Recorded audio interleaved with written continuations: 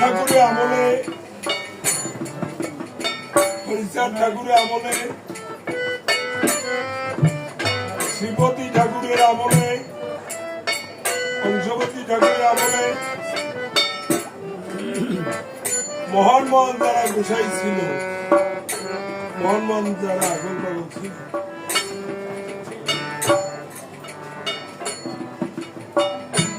তারা কি করতো জানেন?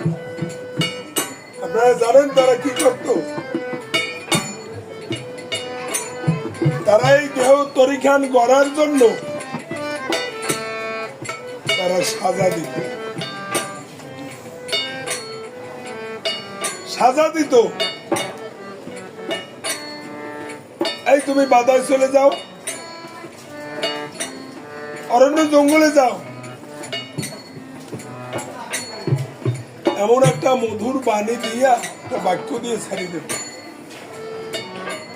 যে বাদায় গেলে বাঘে খাওয়ার সম্ভাবনা থাকে, বাঘে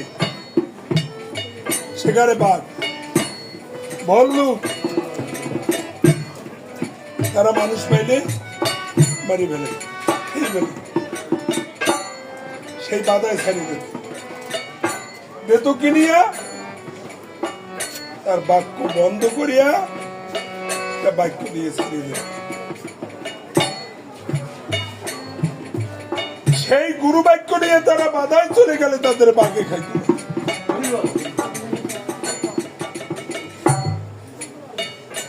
বাঘে তাকে স্পর্শ করত না।